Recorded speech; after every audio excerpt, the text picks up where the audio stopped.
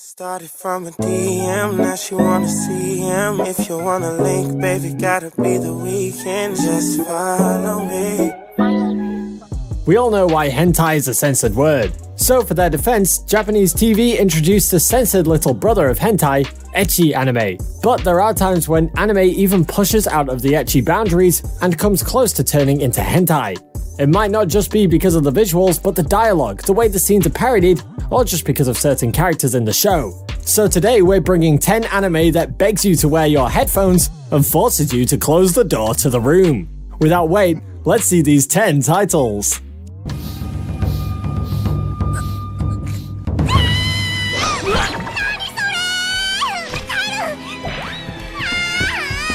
Starting off the list, we have Yamada's First Time.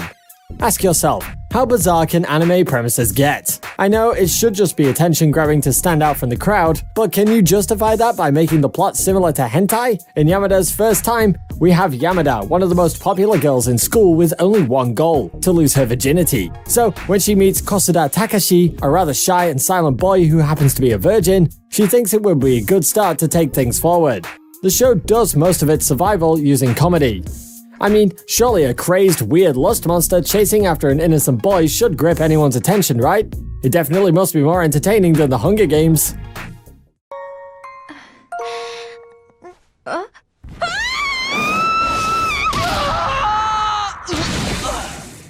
Coming up next is 𝐻ヂＮTA𝐼-like. Anime likes to pull its plot twists, and I don't mean twists like Attack on Titan, but more twists related to its fan service. What if you suddenly witnessed the most glorious form of fan service possible in a most un-hentai-like anime ever? 𝐻ヂNTA𝐼-like starts simple. You've got a boy named Kinjiro Sakamachi who has an abnormal fear of women. Turns out every time a woman touches him, he gets a nosebleed. But things take a worse turn when he realizes the most popular girl in school, Subaru, is actually a boy. He is forced to protect the secret, and if he does, he would be granted a cure for his rather weird gynophobia. 𝐻ヂNTA𝐼-like may resemble a hentai-like premise, but then it would suddenly raise the bar in its last arc until you suddenly started to wonder where the plot flew off to. I'm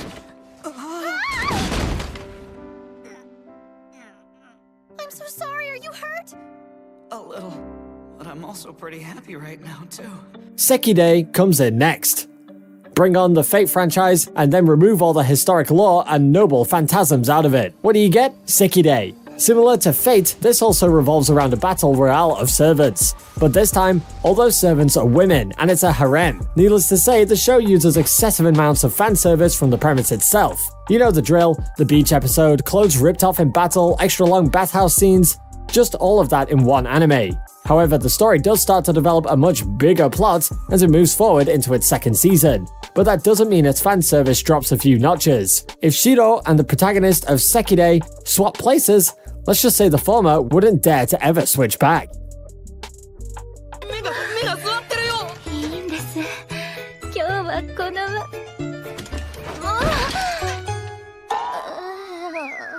Up next, we have Everyday Life with Monster Girls. Well, this one should be obvious from the name itself. You've got monster girls living in the same house as our main protagonist, and things aren't pretty for him. In the universe of Monster Girls, Japan has allowed non-human monster girls to reside in the country. One of them, namely Mia, comes to live with our protagonist, Kurusu. So, all would be good, right? Unfortunately, this is not the case. They're kept under strict laws, and anyone who breaks these laws will be severely punished. And out of this, the main law is to not have any intimate relationships between humans and non-humans. While living with an anime girl, that's a hard thing to do, right?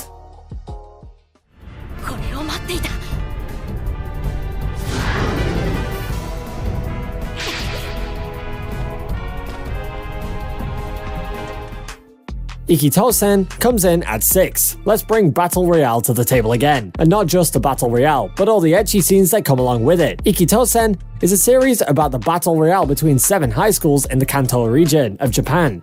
The story follows Hakufu Sonsaku as she attends one of these schools in order to conquer the other school. By now, it's needless to say that you shouldn't expect much of a plot from this one. ecchi may establish some amount of tension, but that tension isn't why you're planning on watching this show in the first place, right? If you're heading in for the fan service, you might get plenty of it. And this is an anime that rarely has a male character, so consider this to be an all-girls show.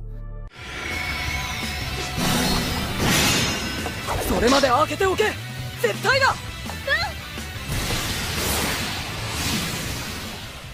Next up, we have the Quasar of Stigmata. Did I call anime premises bizarre? Well, I'm running out of vocabulary to define what the Quasar of Stigmata is. Is it peculiar? Definitely. Unorthodox? Speaking in anime terms, not really. Is it filled with fan service that will blind your eyes? Well, I can give you a firm nod to that one. You might not believe it, but this anime's power system survives on breast milk. The more you drink, the more power you get. Two girls named Mafuyu and Tomo who meet a peculiar Russian boy named Alexander Sasha Nikolaevich. Sasha is a quasar, a person who utilizes breast milk to power himself up and get weapons. So in terms of this anime, everyone is a toddler.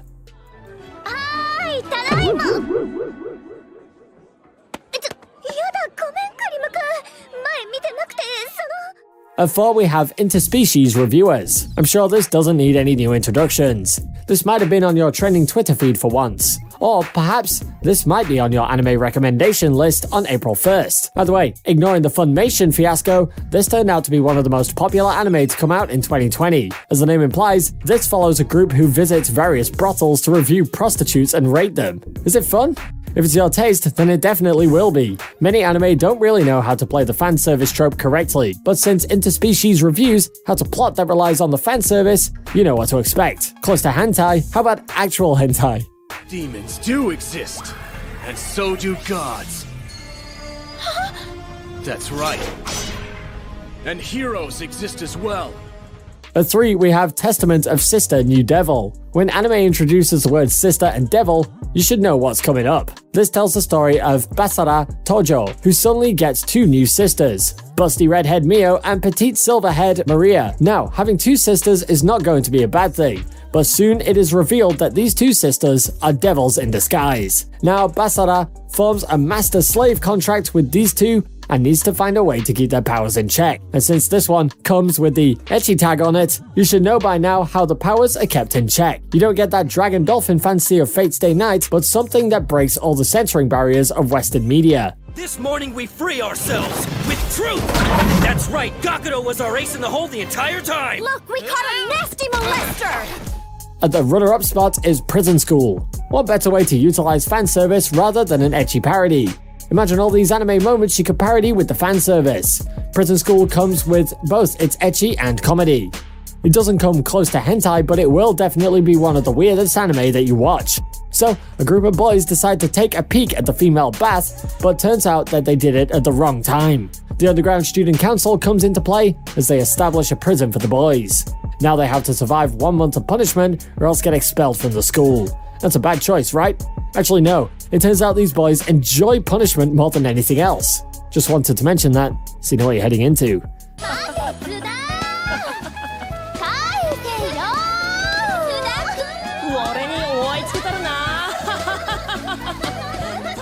Taking the top spot is Seitakai Yakuin Domo. If this anime can't kill you off with its visuals, then it surely will do it with its dialogue. Try to imagine a dialogue that most of the time deals with lust jokes and sexual innuendos. Nope, your imagination doesn't even come close. That's why Seitokai Yakuin Domo is going to be a unique experience. It tells the story of a boy named Suda who's transferred to an all-girls school. He is forced to join the student council, but there's one problem. All the girls he meets, except for the short Suzu, is a pervert. Trust me, you'll hear the most ear-bleeding puns and jokes in this one, and after watching the first episode, you'll fall in love with it. No bathhouse scenes, no weird over-the-top fan service moments, so you're all good to watch this on the family TV. But just make sure to switch off the subtitles and drop in your earphones. You are not prepared for what's coming. Now, there goes 10 anime that come close to hentai. These are the anime that have traveled to the extreme and are standing on the brim of TV censorship.